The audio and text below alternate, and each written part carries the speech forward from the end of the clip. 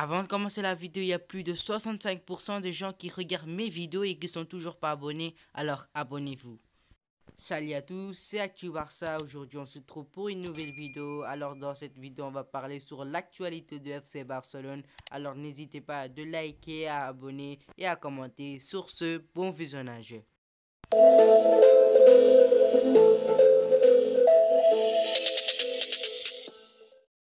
Romelu Lukaku intéressait particulièrement le FC Barcelone, cependant Chelsea et Manchester City seraient prêts à mettre des bâtons dans les roues au FC Barcelone pour l'attaquant de l'Inter de Milan.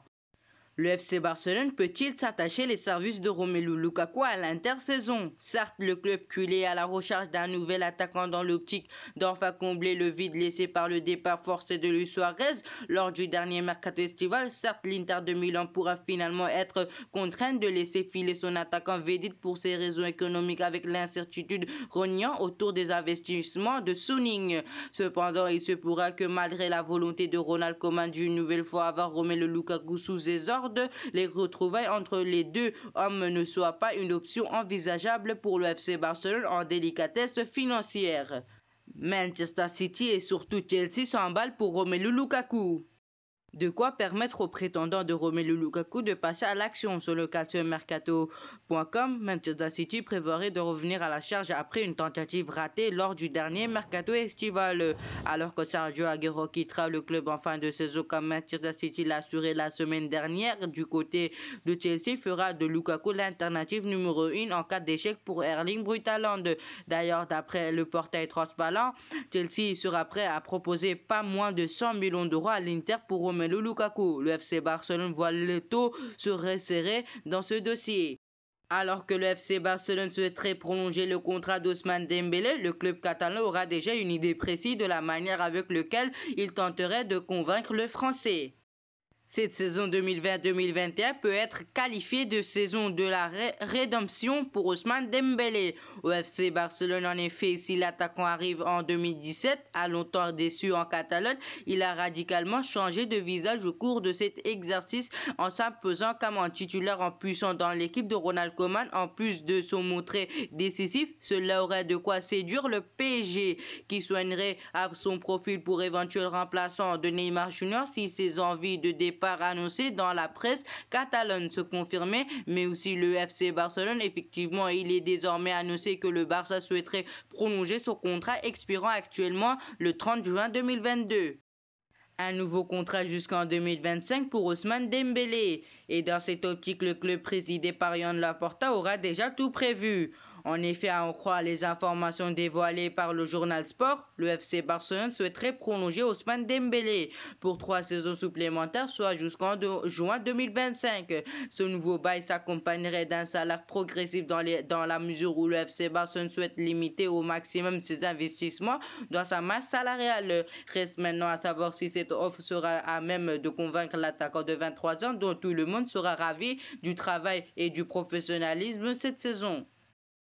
En fin de contrat en juin prochain avec le FC Barcelone, Lionel Messi se serait prononcé sur la suite de sa carrière avec le club de la Catalogne.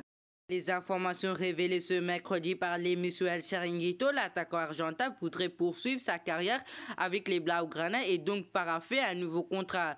Le footballeur de 33 ans se donnerait jusqu'à 10 avril pour prendre une décision et la Pulga miserait sur une continuité avec le Barça. Après ses velléités de départ durant le dernier mercato estival, le natif de Rosario ne s'est pas encore exprimé publiquement sur ses intentions et le FC Barcelone n'a pour l'heure pas confirmé la nouvelle, mais les choses risquant maintenant de s'accélérer.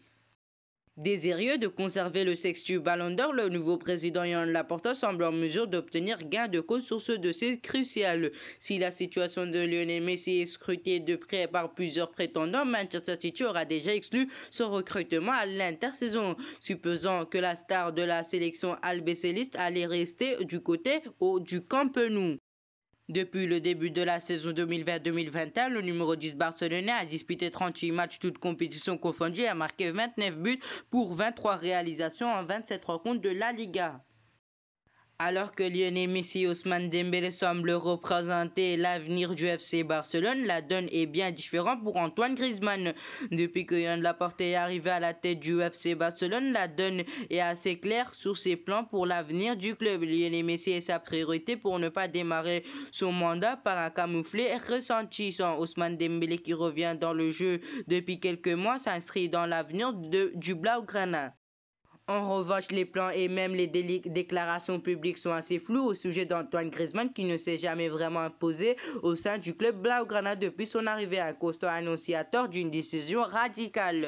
Le FC Barcelone lui cherche un point de chute. C'est en tout cas ce qu'a annoncé le journaliste Jota Jordi sur le plateau de l'émission El Chiringuito. Selon lui, le FC Barcelone est en tout cas simplement en train de travailler en coulisses pour trouver un point de chute à Griezmann. Un départ de l'attaquant français répondrait à une certaine logique sportive et économique, d'autant plus s'il le rêve d'Haaland et creuser. Encore faut-il trouver un club en mesure de l'accueillir cet été.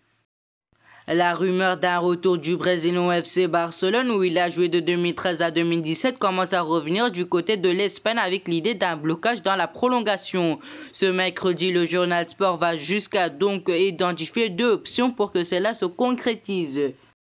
Un comeback de Neymar prévu en 2022. La première, il faudra que ce dernier débarque libre au Camp Nou, mais vu les difficultés financières relatives à la crise sanitaire, il est hors de question pour les Barcelonais de se réunir et de mettre sur la table une centaine de milliers d'euros ou plus.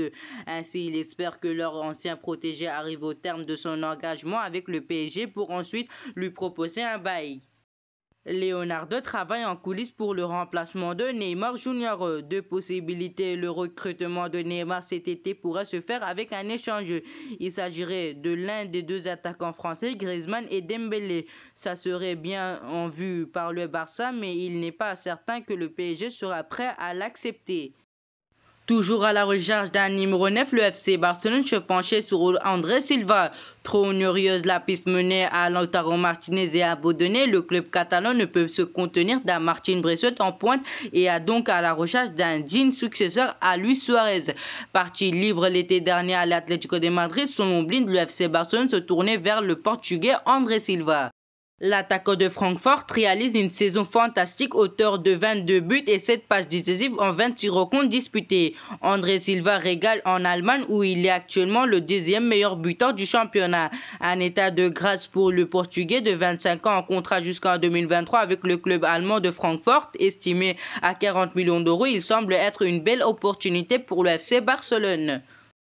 On ne parle plus trop, en voici désormais la raison. Le transfert de Lautaro Martinez au FC Barcelone est définitivement avorté. Selon le Corriere dello Sport, le média italien explique que ses colonnes ce dimanche que l'Argentin et l'Inter de Milan sont tombés dans un accord pour une prolongation de contrat. Les négociations sont presque terminées, il ne manquera plus que la prime à la signature à discuter. Auteur de 116 buts et 9 passes décisives en 38 matchs, toutes compétitions confondues cette saison, l'international de l'Albéliste y en croit pour beaucoup dans les très bonnes performances de l'Inter de Milan. D'après le Corriere dello Sport, sa valeur est aujourd'hui encore plus élevée que l'été dernier pour les dirigeants milanais, alors qu'il avait refusé une offre à l'auteur de 111 millions d'euros du FC Barcelone. Argument à remettre en cause, pas sûr que quelqu'un aura cassé sa tirelire lors du prochain mercato pour l'autre. Martinez. Selon les informations de la télévision italienne, le milieu de terrain néerlandais Gersino Wijnaldum ne serait pas uniquement suivi par le FC Barcelone. Le Gersino Wijnaldum serait libre de tout contrat à la fin de la saison actuelle et les grands clubs européens s'intéresseraient à ses services depuis un certain temps déjà. Ce n'est pas un secret pour personne que le FC Barcelone s'intéresse à lui, mais il semblerait que l'Inter de Milan pourrait tenter de dévancer les géants catalans. Où ira la saison prochaine Wijnaldum? Le FC Barcelone semble être le club le mieux placé pour le recruter. Le néerlandais, mais l'Inter est toujours dans l'ombre, menaçant pour le moins d'entaver son arrivée au Camp Nou. Il était clair que le FC Barcelone ne serait pas le seul à faire une offre pour le milieu de terrain et l'Inter de Milan serait un rival à la hauteur. Selon les informations de Sky Italia, Wijnaldum serait bien dans les petits papiers du leader de Serie A. La chaîne italienne reconnaît que le FC Barcelone sera bien en tête dans la course pour les services du joueur, mais rapporte que le coach de l'Inter de Milan aura beaucoup d'estime pour le Néerlandais et considérer qu'il pourra bien s'intégrer dans leur plan et surtout il n'y aura pas besoin de payer le moindre frais de transfert. Merci d'avoir regardé la vidéo jusqu'à la fin. N'hésitez pas de vous abonner, de liker et de partager. On est bientôt à 7000 abonnés. Il nous manque plus que 200 abonnés. Alors n'hésitez pas de vous abonner. Encore un énorme merci d'avoir regardé la vidéo jusqu'à la fin. Sur ce,